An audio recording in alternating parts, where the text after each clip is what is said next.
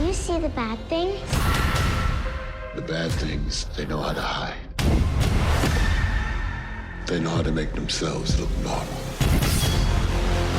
Evil has a way of looking really nice and shiny. On the surface, when it has to.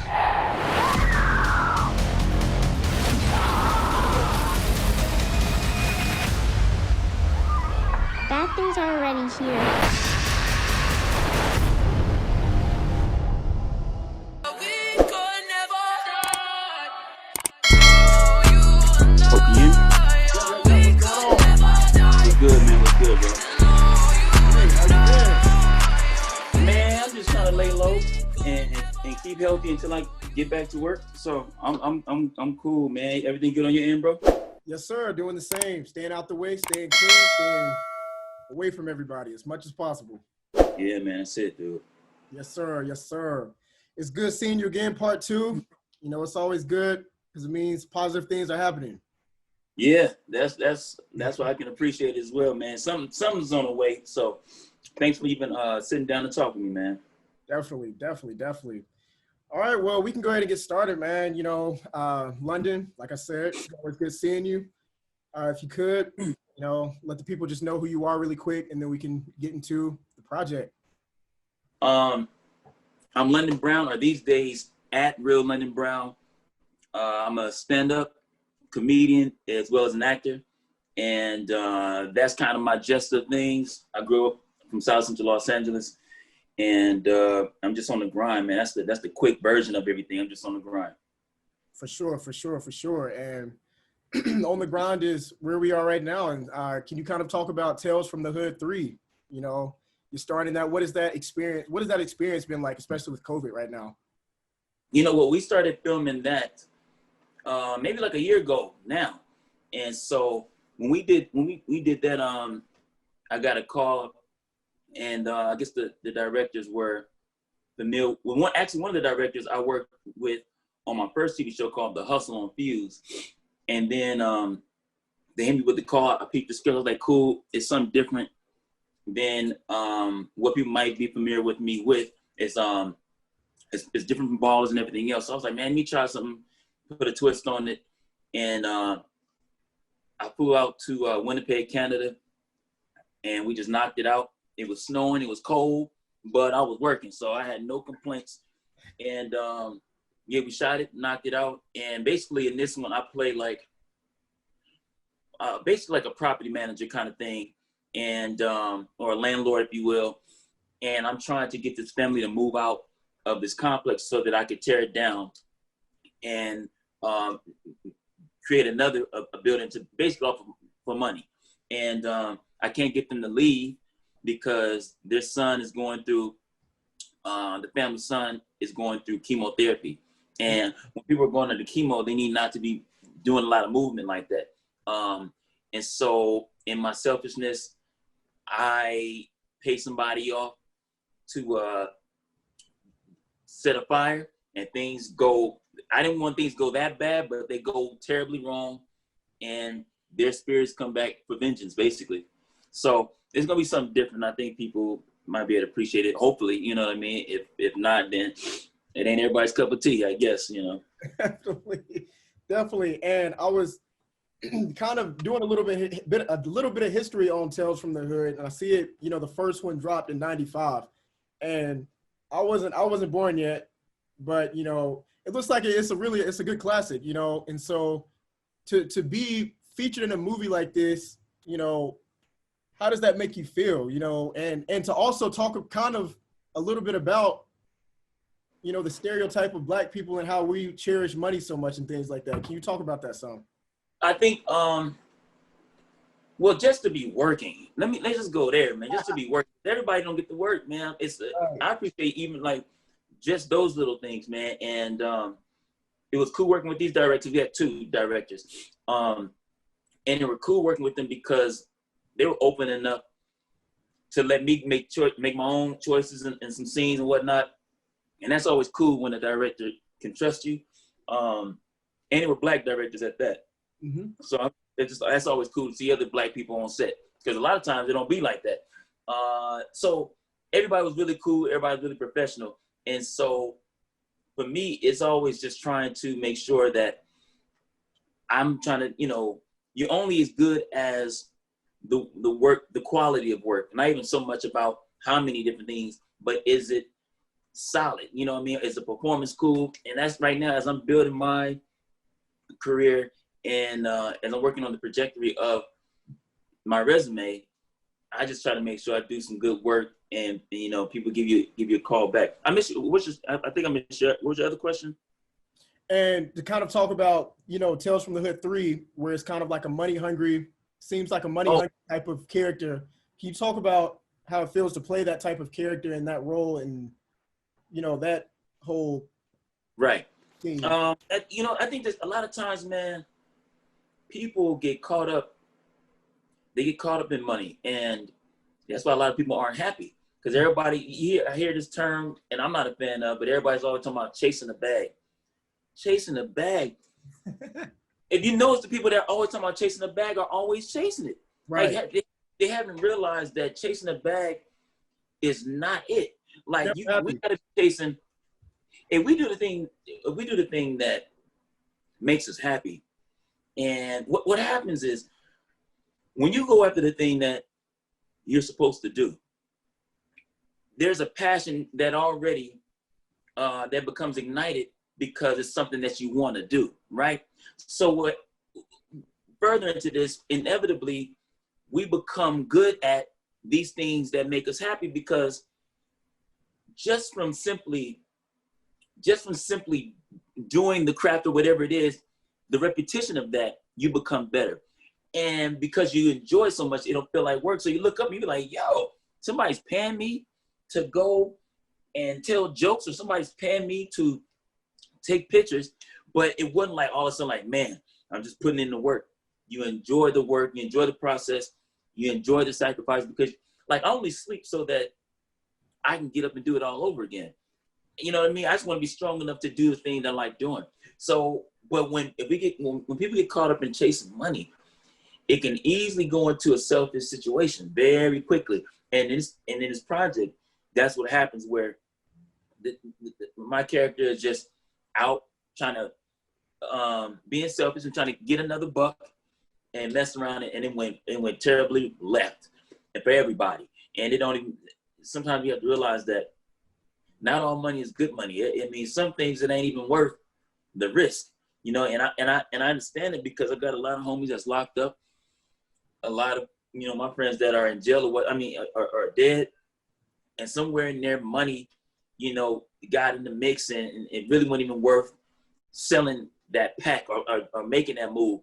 Yep. And getting brought down. So I just would say that with anything, hopefully people get a little lesson out of it. You know what I mean? Out of this film, and because I hope. I mean, I try to do it when I watch a film. I sometimes will try to definitely for entertainment purposes, but I'm like, what can I leave with? If I can't really leave with something, then sometimes I don't really be watching those. But I am a horror buff kind of dude, horror film kind of dude. So, we'll see, man. We'll see. Definitely. And that's another question I want to get to in a second here. But and to kind of piggyback off of what you said, I think I made my first bad sale a couple of months ago, and it's just now catching up to me. I'm like, I shouldn't have done that. I don't even want to get into details with it, but I think back now and I'm like, I was chasing a buck and I shouldn't have, because now I regret it. But it happens to the best of us in that, like, because that's also part of the grind too. So I'm not telling people that to be out here just doing everything for free, but at the same, nor am I telling people, quit your job and just go. Everything is in order and in time. Like when I did my first TV show, my show was running on air, and I still was at my little after school program job at the same time. So I get the hustle. You know what I mean? I'm not telling people just to go and go live life and be, liberated from the burdens of, no, I want you homeless. Please don't walk away from this video thing. And I'm saying, go be homeless and go be an artist or whatever your thing is. But I am just saying, like, we have to be driven by things beyond money, because even if the job or the gig is paying well, at some point you're gonna become burnt out with it. The quality of work is gonna suffer, or you're gonna end up becoming a slave to the dollar, and you still won't be. You're gonna be unhappy then. You're gonna have the money. That's why we have. This is why we got, celebrity people going and committing suicide. You're like, you got the hit movie. You're making this kind of money. You got millions. You don't have to worry about paying a bill or stressing about none of that stuff, because they're not happy on the inside. And so, anyway. That's true. That is true. That is very true. That is very true. And yeah, we can talk about that for days, but I really want to talk about, working with, Rusty, Darren Scott, Spike Lee. Like, what was that experience like? A lot of us don't, not a lot of people, even in the field that you're in, get to work with, great people like that. So what is that like? Man, so Spike, he was the executive producer, so he was doing whatever Spike was doing. That's on the business side of it. But the two directors were cool, man, because Andy was brothers too. Because you got black people, and then you got, and this is because I don't know how clean this is, but I'm saying brothers, but you can get the gist of where I'm going with this. Like, all skin folks ain't your kin folks. You know what I mean? And these are like some real, like, they know about welfare and Section 8 and regular black stuff, grits and stuff like that. And I'll be looking, when I connect with black people, I'll be looking to just kind of figure out, without judgment, but I be want to figure out what kind of black person I'm dealing with. And if we can connect on a very grounded level of blackness, that kind of helps our dialogue, that helps the connection, it helps how we build our relationship. Because when I say, when we, let's say in a scene, maybe if I wasn't supposed to run, or if I'm supposed to, instead of saying, let's just say if there was something in the script, I was like, man, I don't know. Because there were a couple lines in there, for example, and it was just like, oh, shoot, gee whiz. I'm like, we ain't gonna say it. He'd be like, yeah, I know, we ain't gonna say that. So put your own thing on there, then I black it up, or if you will. So those kinds of things be important, because as they gotta trust me as an actor, I gotta trust them as a director, because I don't get to see all the takes. You know what I mean? So I'm trusting them for their guidance on what I'm doing, and I'm letting them as directors be mirrors. So, if they say good job, I gotta trust that, and and we shoot the next scene. But again, it's always cool to work with directors that ain't got a chip. That's just cool. They're real cool. If something didn't work, we changed it up. If it did work, or if they wanted, they pushed me. So I was, the process was dope, man. Cool. That's dope. That's real cool. Yeah. Gee whiz is definitely not a black term. Exactly. Right on. But can we talk about, kind of back to COVID and your thoughts on everything? Do you feel like with movie theaters, and I'm not sure how it is, where you are in California, but here where I am, the movie theater hasn't been open in months. And so do you feel like that could affect sales and things like that? I think so, but now everybody's doing the streaming thing, and everybody's on the Netflix, Hulu, and Amazon. So those places are going to do well. Subscriptions and everything is about to go up. The theaters is just cold, because I've seen a lot of theaters shutting down, and there's nothing like the experience of watching a film in a theater. Between the ambiance, the smell of popcorn, all those things we're connected to with our memories, and it just changes the experience. So at home it's cool, but it ain't like a surround sound, right. In the theater, and the whole thing of that, you know what I mean? And even watching it on the screen that large. So, the theaters are going to be, or have been affected, but it's the balance of being able to watch something in the comfort of your own home, in your wrapped up in a blanket in your pajamas or whatever people wear, and just chill in the crib. So, it's two sides of it, man. But I still personally like the experience of going to the theater, whenever I can. So definitely, I think I'm in that kind of age range where I grew up in the movie theaters, and like just that, like you said, that whole feeling, that vibe, the smell of popcorn. Being in the big room, it's just a different vibe.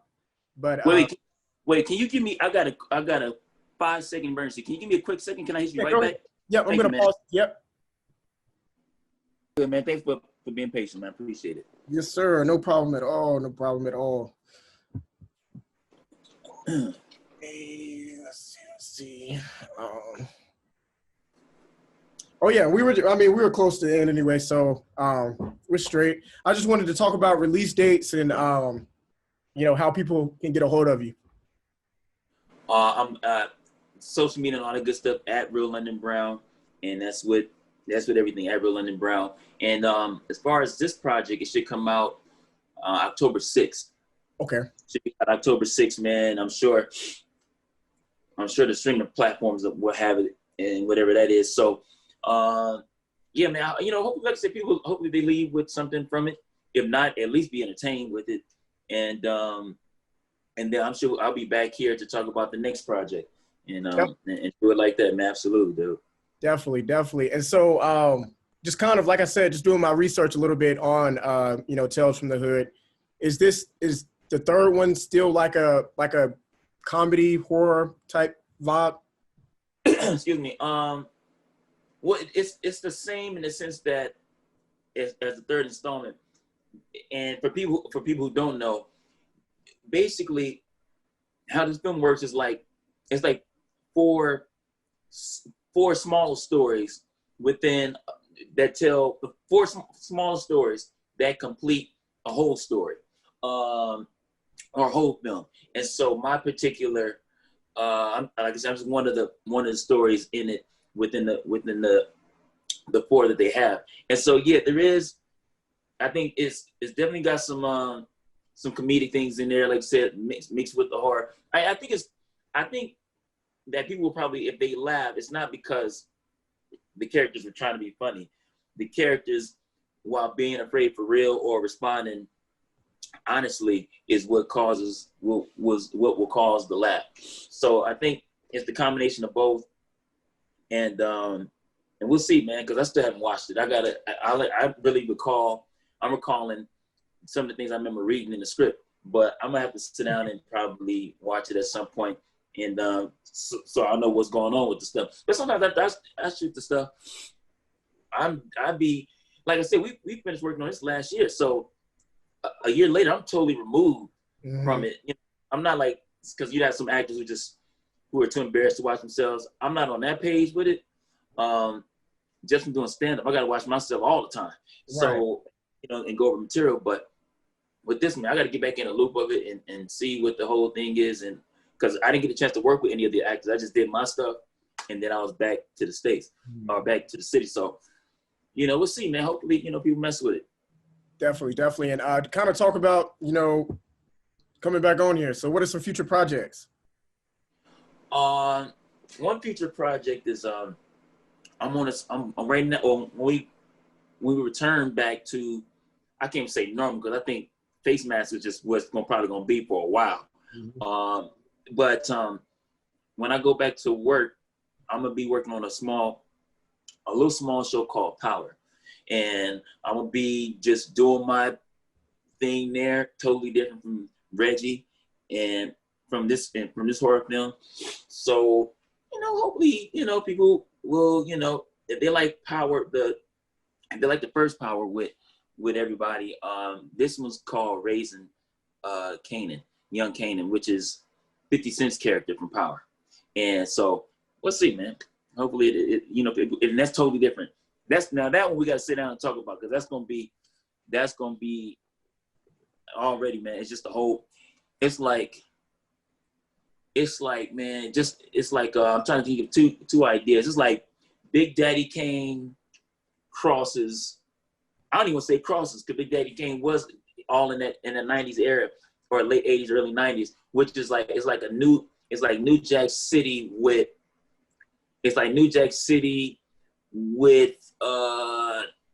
I don't even know, with Menace to Society. That's what it is. It's like New Jack City versus Menace to Society. So, we go there. We go all the way there. What? But now we actually kind of have to change some things because of COVID. Right. So a lot of things got to be rewritten and just adjusted. But it's like Menace to Society. I think I would say I don't want to put too much on it, but it's just a nice little groove, man. That sounds dope, man. That sounds dope. Well, I won't keep you too much longer. It's always, like I said, it's always a pleasure talking to you. It means great things are working in your favor. So yeah, man, to keep it up, man, and I'm always rooting for you. So yeah. Thank you, man. I appreciate you making time to talk to me, man. So appreciate you, and then I'll try to look for the clip from my reps and get it from my posts and whatnot. Sounds great. Thank you so much, London. Thank you, bro. I appreciate you, man. Have a good day, bro. You too.